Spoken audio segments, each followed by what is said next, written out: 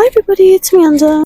I just kind of wanted to step back and just think for a little bit because I don't know, I just get wrapped in my head so much that it just destroys me.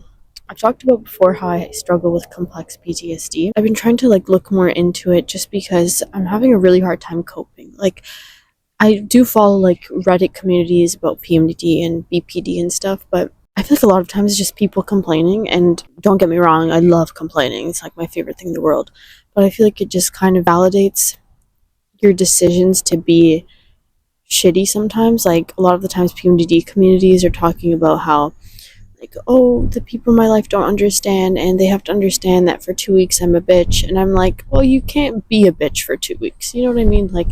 You can. Nobody's stopping you, but is it right? I don't think so. And I noticed that I was really affecting myself, and I was really affecting the people in my life. So, anyways, yeah, I was reading about complex PTSD. When people with complex PTSD, while they're growing up, they don't have really stable figures in their house. The moods of everybody around them is constantly changing, so they don't really learn how to grow up with emotional stability or how to regulate their emotions.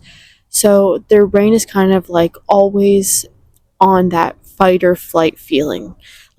The best way that my therapist described this to me was that we have three brains, right? We have the brain that mammals have, which is the fight or flight. And then we have our emotional brain, and then we have the rational brain. And people that suffer with complex trauma never really get to the rational part of their brain because their mind is always focused on the feeling in the moment, and that feeling triggers that fight or flight, and then it constantly triggers an emotional response. So even if we're thinking about something that happened to us so many years ago, when we bring it up in our mind, it feels like it's happening right now. And then you're constantly triggering that cycle, and you never get to that rational part of your brain because the adults in your life, that was kind of a good analogy. The adults in your life never taught you how to get there. So it's kind of you have to learn to reparent yourself, and you have to be kind of strict with yourself, or else you're going to end up in an abusive relationship with yourself. And I realized that was the exact path that I was going down. My favorite show is BoJack Horseman, and there is a scene where BoJack goes up to Diane. He says, "Diane, tell me I'm a good person." And then she says, that's the thing, there's not really good or bad people. We're just people, and sometimes we do good things and sometimes we do bad things, but that doesn't make us a good person or a bad person. It just makes us a person. For so many years of my life, I always just felt like a bad person disguising as a good person. And it was because I was dealing with so much of my own trauma inside, and so much of the memories of what people used to say to me and how they would talk to me. And I internalized all of those things, and those parts of myself, those inner critic parts of myself, became the voices of people from before, but coming to me as my own voice. And it became this cycle of just anger and aggression with myself. And I would do something, and then I would find anything that I could to nitpick it in any way, and then talk down to myself and literally re-trigger myself, re-traumatize myself by not only putting that negative voice to how I feel and to my accomplishments, but also by triggering the parts of myself that heard those things when I was younger. And doing that in a constant cycle makes you really start to believe that you are a terrible person. And you spend your entire childhood trying to be there for yourself when you really don't know how. So you do try to look at the caregivers around you, and you do try to take their words as the reality of the situation, even though it's because they've been hurt and they're taking that hurt out on you. So you start to hate yourself, and you start to think that, you start to genuinely believe that you are shit, that people will only love you if you give them what they want. Because if you don't, then you get this negative reaction, and you feel like you have to go back to parenting yourself. So you look for that love and that validation from all the people around you all the time, and you're not able to give it to yourself because you never knew how to. And even when they're telling you to your face how they feel about you, you sit there and you don't take the words in, because the words they're validating for the second, but then your critic completely takes over and tries to dissect every single little part of you that was praised and says, I didn't deserve that praise. Well, maybe they don't see this part because I hide it. And it just feels like you become unreachable within yourself and you disguise it as love. The inner critic is waiting for you to fuel it. The same way when people say, well, bullies want you to react, so don't react to them. So why can't we show that same kind of assertiveness with ourselves? It's impossible. It's impossible to show that kind of assertiveness with yourself if you never learned it. And if you went so many years of your life with thinking that it was okay to treat yourself this way. But that's the part that I'm like trying to come to terms with now, is like having to accept myself for all the versions that I've been, even when I've been at my lowest, without giving myself an excuse for it and seeing the reason why I am that way, and like having to accept change. And like accepting change is one of the hardest things that you can accept because it's not something that we're used to. Like we're used to our routine. I feel like this is like the first time in my life where I'm accepting that if I don't change, I will become the person that I never wanted to be.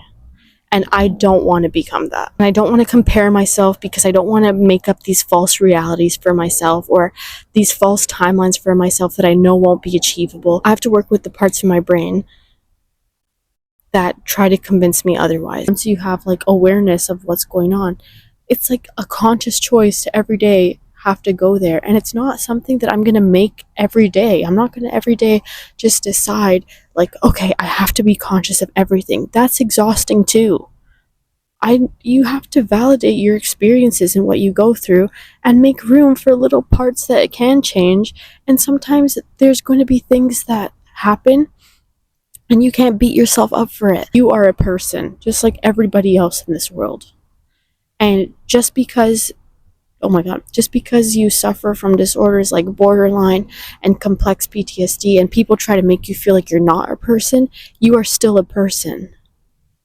And what you went through needs to be considered in who you've become. It has been hell trying to be in a group where everybody knows who they are and they feel like they figured it out, and I'm just constantly changing what I want to do, what is going to make me happy, what's going to feel right, and then all of a sudden those things don't make me feel right and they don't make me feel happy, and it's like I don't know how to push through things and I give up, and then I get mad at myself for giving up, and I feel like I'm always behind and everybody's progressing. Like, it's a terrible feeling, but it is my experience and I do have to validate it. There's always going to be that lingering part in the back of my mind that is always going to be critical of myself, and it's always going to be, and I think that there always should be that. You can't just completely take away that part of yourself, because if we weren't critical of ourselves sometimes, we wouldn't care about the way that we treat people, and we wouldn't care about the times that we do bad things. We wouldn't care about that if we weren't. So it's important to keep that critic. It's just like the amount of times that you let it take over is the part that we have to like switch up. The truth is, like, I don't think any of us have the power to completely change, because I think that's just false. I think that's just kind of like bringing a reality to light that you want to see for yourself and like ignoring all of those parts of yourself. I think for so long I thought that that was what change was. I thought that I had to completely become something different in order to feel better about myself, because I just never thought that I was good enough. I think like that's the biggest difference from the realizations that I've had before about this and the realizations that I have now about this, is that I'm not going to just become a different person and tell myself that I'm getting better. Like, I need to be honest with myself about who I am and the things that I do, and that sometimes there's things that are going to keep coming back. Like, I'm always going to have those addiction cravings in my head. I'm always going to have those inner critic moments. Always. It's never going to go away because it became my self-voice for such a long time. It's just over time I have to build a better relationship with myself. But change isn't like completely transforming yourself to be this idolized version of yourself, because I think that's also a form of abuse, is denying who you are just to feel better about yourself.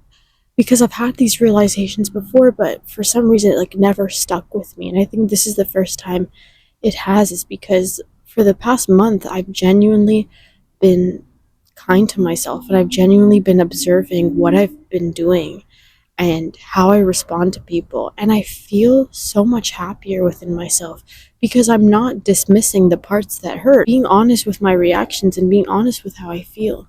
Like, instead of just reacting, like, I tell the people, like, this is how I want to react, but that's not how I feel. When I react like that, it is because I feel angry about something that happened, or I feel like something that happened made me feel abandoned.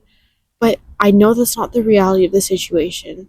And I know that I'm overthinking it, but I just need to let you know how I feel. Because if I'm just going to pretend like, oh, well, everything's fine, nothing's wrong, I'm just doing a disservice to me and to the people around me. Because then, like, let's say one day I blow up, they're going to be like, what? You said nothing was wrong. And you're like, well, you should know. No, nobody's going to know. Be honest with yourself and the people around you at all times. That is the only way that you're going to build good relationships with yourself and the people around you. I just think that we all need to get some empathy for ourselves and other people, and that's how we start to love each other again, because there's just so many angry people in this world. I'm so tired of it. I really hope that you guys like this video, and I hope you guys like this channel. Like, I really try to build a community where we're honest about mental health and we show all the parts of it, even the bad parts. And even if people are like, well, why are you crying on the internet? It's like, it's not even about that. It's about making people feel seen and feel heard in a way that is so brutally honest that it feels like they are watching a part of themselves. And I just really hope that my videos continue to help people, and I'm always going to be posting videos. I just took a break because I was just really low. I can't even describe it. Anyways, thank you guys so much for watching, and I'll see you next time. Bye!